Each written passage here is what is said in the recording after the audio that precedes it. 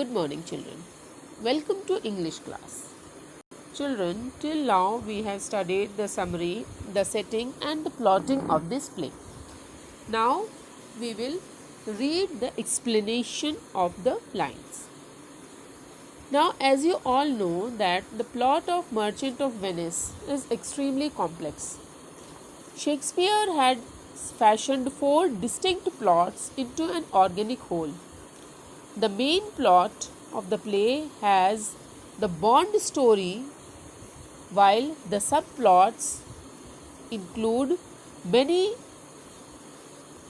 significance to Casket, the elopement of Shylock's daughter, the trial episode where the rings are exchanged and where Antony is saved from the Bond. In the Bond story actually forms the main plot. Bassanio is the main link connecting the main plot with the subplots.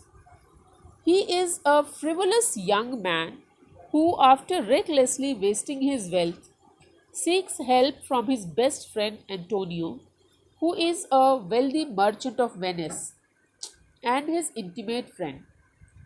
Bassanio needs a loan of 3,000 ducats to win the hand of Portia, a rich heiress of Belmont. He asks Antony for monetary help. Antony's ships, full of merchandise, are still at sea. Therefore, he has no ready cash with him. For this reason, he enters into a fatal bond with Shylock, a Jewish moneylender and his arch rival.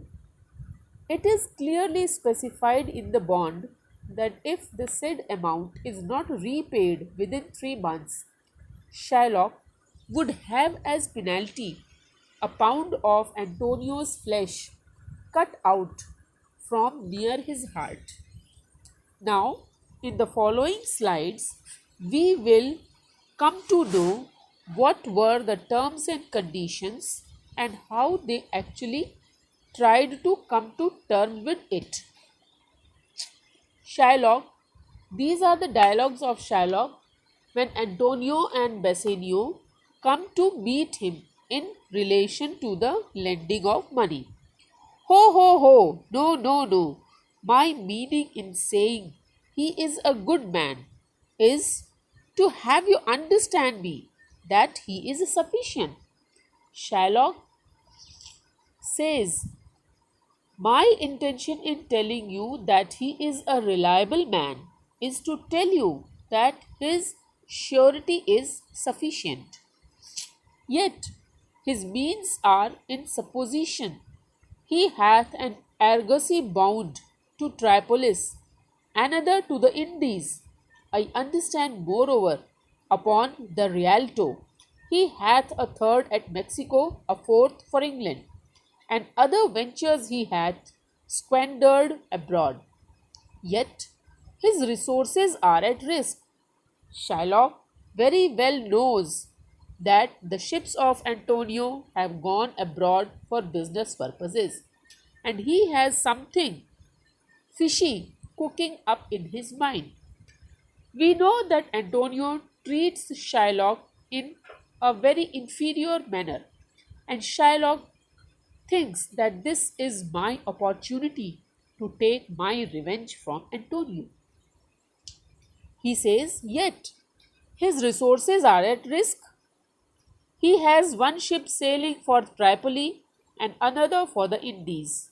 Moreover, I learnt from the Venetian Stock Exchange that he has a third at Mexico, a fourth in England, and he has other business investments spread out abroad. But ships are but boats, sailors but men. There be land rats and water thieves and land thieves. I mean pirates. And then there is the peril of waters, winds, and rocks. The man is notwithstanding sufficient. 3,000 ducats. I think I may take this bond. But ships are only wooden planks. Sailors are mortal men. Just as there are land rats and water rats, so there are land robbers and sea robbers, by which I mean pirates. Then there are the dangers of seas, storms, and rocks. However, Antonio is sufficient surety all the same. 3,000 ducats, I think. I may accept him as surety. Yes, to smell pork, to eat of the habitation which your prophet, the Nazareth, conjured the devil into.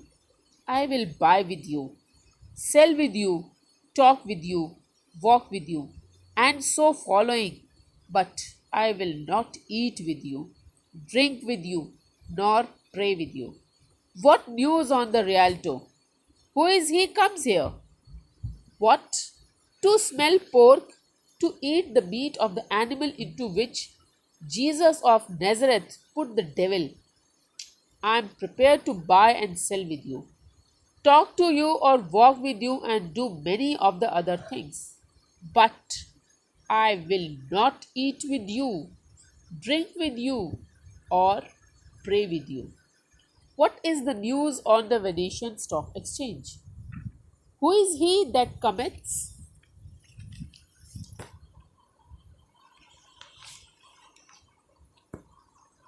Now Antonio enters and Bassanio introduces him to Shylock.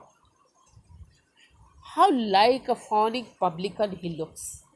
I hate him, for he is a Christian, but more for that in low simplicity. He lends out money gratis and brings down the rate of usance here with us in Venice. If I can catch him once upon the hip, I will feed fat the ancient grudge I bear him. He hates our sacred nation, and he rails even there where merchants most do congregate on me, my bargains, and my well won thrift, which he calls interest. Cursed be my tribe if I forgive him. Shylock talks to himself about his revenge. He looks like a flattering tax collector. I hate him because he is a Christian, but even more because in his childish foolishness he lends money without interest. Thus, he brings down the rate of interest of for us in Venice. If I can once catch him, I will fully satisfy my old grudge against him. He hates our holy race. He abuses in places where most merchants get together my business deals and my hard earned profits, which he calls by the name of interest. This he does. May my tribe be cursed if I forgive him. I am debating on my present store, and by the near guess of my memory, I cannot instantly raise up the gross of full 3,000 ducats. What of that? Tubal, a wealthy Hebrew of my tribe, will furnish me.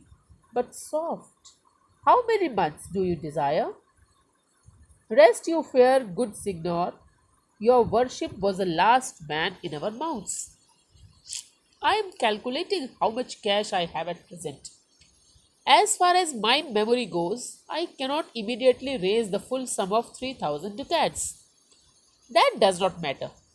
Tubal, a wealthy Jew of my tribe, will lend the money to you. But wait, for how many months do you want it? Greetings, my good sir. You have just been the subject of our conversation. Shylock, albeit I neither lend nor borrow, by taking nor by giving of excess.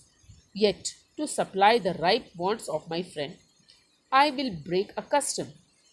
Is he yet possessed? How much ye would?